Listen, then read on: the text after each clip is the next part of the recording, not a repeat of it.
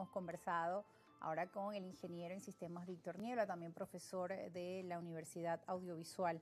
Todo el alcance que pueden tener los periodistas a la mano con las herramientas de la inteligencia artificial, y no solo periodistas, sino también los productores audiovisuales, como mencionas. Por ejemplo, estamos acá en este set de televisión. Algunos dicen que ya a la televisión le queda poco tiempo, que estamos en sus últimos momentos, que dada la proliferación de los programas podcast a través de YouTube, donde la gente, bueno, entra automáticamente y busca en realidad lo que quiere ver en el momento que quiere que ver sobre el tema en específico que quiere escuchar. En vez de esperar, como normalmente hacíamos, esa época de esperar la novela de las 9 de nuestras abuelitas o de esperar el programa de las 6 de la tarde, ya eso ha venido quedando en el pasado. Hay gente que aún se mantiene y espera el programa. Nos espera a las 5 de la tarde por la señal de Globovisión o a las 11, pero hay quienes, bueno, buscan en YouTube, ya vamos a ver, cuando tenga tiempo, veo este programa al tiempo que yo quiero, como yo quiera. Claro. Bueno, lo mismo, algo similar puede llegar a pasar con la inteligencia artificial con respecto al consumo de la información, ¿no? Que ellas, hasta cierto modo, se vivió esta transformación con Google o con todos los buscadores de Internet, porque antes, cuando empezó el Internet, uno tenía que aprenderse la página, o sea, www, o sea, era un proceso, pues casi que había que tener un directorio web, y esta transformación de Google fue lo que logró, o sea, es crear una especie de ranking de cuál página realmente es la más importante. Claro, obviamente le dieron la vuelta y le sacaron provecho económico con todo el tema de la publicidad dentro de los resultados, ¿no? Pero se dio la tarea de esto, de organizar la información de todo el Internet. Y esto es lo que va a pasar con la inteligencia artificial. Va a tratar, no necesariamente lo va a lograr, pero va a tratar de englobar toda la información de la humanidad en una especie de directorio gigantesco, donde no es que te va a dar un texto copiado y pegado, sino que lo va a reinterpretar y te va a dar una respuesta ajustada a la manera en la que se lo preguntaste, ¿no? Claro, esto tiene serias consecuencias, porque esto técnicamente hablando puede ser la globalización del pensamiento. Estamos hablando mucho de la globalización de recursos, de transporte de mercancía, etcétera, pero esto es literalmente la globalización de cómo se va a pensar, porque una inteligencia artificial te responde todo, a todas las culturas. Entonces no entiende el contexto de cada persona, de cada religión, de cada país, de cada localidad. O sea, es una cosa que, como dije antes, hay que granularla, tiene que personalizarse a cada momento, en cada persona, en cada sitio. Entonces, aquí es donde entra una opción. Tenemos diferentes opciones de inteligencia artificial. Aquí es cuando empiezan a surgir otras compañías. Porque la primera fue OpenAI con ChatGPT, pero luego empezó Google con Gemini, empezó Anthropic con otra opción, empezaron a aparecer diferentes opciones porque resulta que una inteligencia artificial no puede ser experta en todo. Y es una cosa que si lo notaron, las empresas empezaron como a segmentar sus modelos. Ya no es ChatGPT 4, ahora es 3O, 1O, 3.1 Pro, 3.1, o sea, empiezan a segmentarlas porque una inteligencia artificial experta en programación no puede ser la misma que te responda a datos históricos, porque no tiene la misma prioridad de conocimiento. Entonces aquí estamos creando subinteligencias artificiales especializadas en cada área del conocimiento. Entonces, eventualmente se va a tener que entrenar una inteligencia artificial dedicada específicamente al periodismo que pueda ayudarlas legítimamente a la tarea de reportar información. Claro, eso es uno de los elementos que también pueden actuar personas como una creación, es decir, es una oportunidad de trabajo para otros talentos o incluso periodistas podrían estar detrás de generar esa herramienta, pero para eso hace falta estudio y preparación, ¿no? Sí, sí. Bueno, de todas maneras, así como el periodismo se tuvo que adaptar a la era digital, porque antes el periodista simplemente estaba en una sala de reportaje del periódico, por ejemplo, y su tarea era reportar, no tenía que encargarse ni de redes sociales, ni de páginas web, ni nada de eso. O sea. Bueno, antes uno llegaba al lugar, en mi época cuando era corresponsal, y tú tenías la información de primera mano, pero muchas veces lo que pasa con los reporteros es que ya te llegan tantas informaciones en tiempo real por distintas redes sociales que tú le dices al reportero que está en la calle, mira, está pasando esto, acércate acá, o ve hasta allá, porque puedes ver, así como veíamos en las películas de que alguien le habla por el apuntador al protagonista, mira, dirígete hacia acá, hacia la derecha, puedes ver con diferentes visiones dónde está sucediendo el acontecimiento, dónde no, dónde puede encontrar más posibilidades de... Y eso está pasando, ¿no?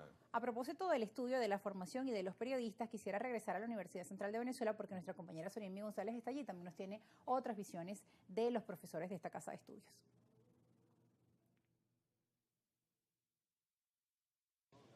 Así es, Rosa, también conversamos con algunos profesores de la Universidad Central de Venezuela, ese papel que juega en la sociedad del periodista, además cuán importante es mantener la esencia ante la era digital y la posverdad. Además de eso también cuán importante es la ética profesional. Veamos.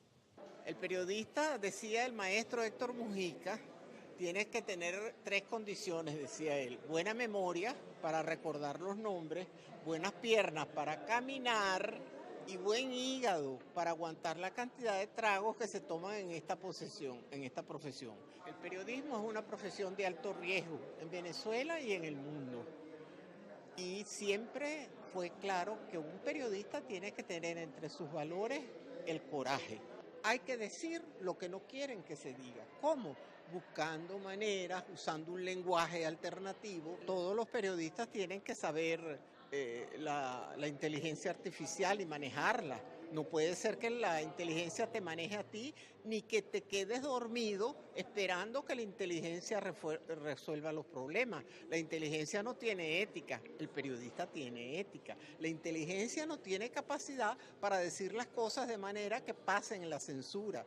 Es decir, hay muchas formas de resolver el problema, pero siempre con inteligencia, con capacidad y con formación. Es muy importante. Para el periodista, ¿cómo llega a esa ciudadanía y es agente precisamente de formación? Porque que la gente identifique, estoy ante una noticia falsa, ¿qué me está dando todo esto de la posverdad, ¿no? O sea, que bueno, que tengo que aprender a identificar, a tener como más intuición, a poder saber cuáles son las fuentes calificadas, quiénes son los expertos que me dan una información en la que yo puedo realmente hacerme cargo de ello para tomar alguna decisión o para tener alguna postura o para incluirla dentro de mis paradigmas o dentro de mis perspectivas sobre el problema.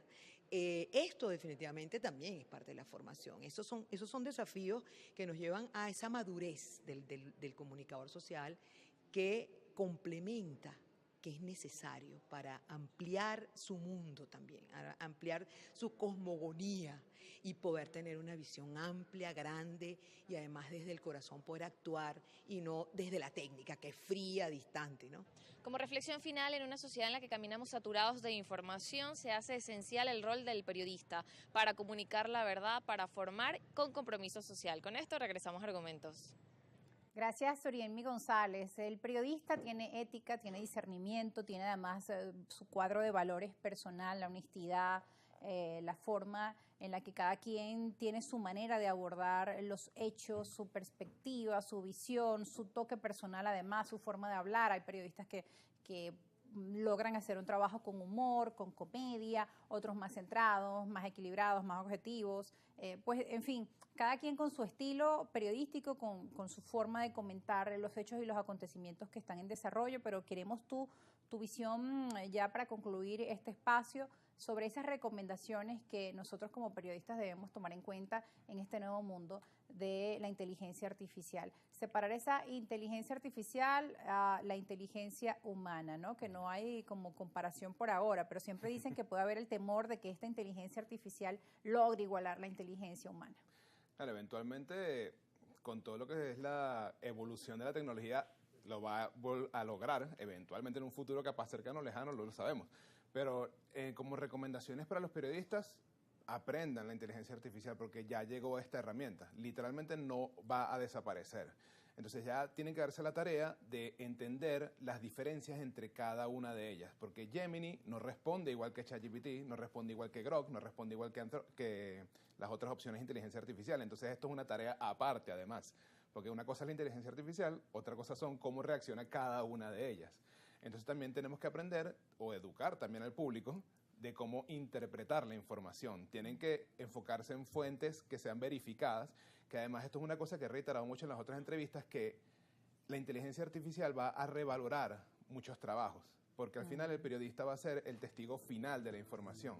A pesar de lo que diga la inteligencia artificial y muestre las imágenes que quiera, los videos que quiera, el periodista va a decir, sí, esto pasó. Así va a ser el trabajo. Y muchas personas ya confían, pues tienen como su periodista de confianza. Exactamente. Quien le da la información, quien le contrasta, pues cada quien se va también inclinando por su preferencia. Muchas gracias, Víctor, por estar con nosotros en esta edición de Argumentos. Y gracias también a nuestra querida audiencia por estar allí en sintonía de este espacio a través de la señal de Globovisión, especial del Día del Periodista sobre la inteligencia artificial. Queremos que usted también nos deje sus comentarios a través de nuestras cuentas en redes sociales. Gracias por estar con nosotros.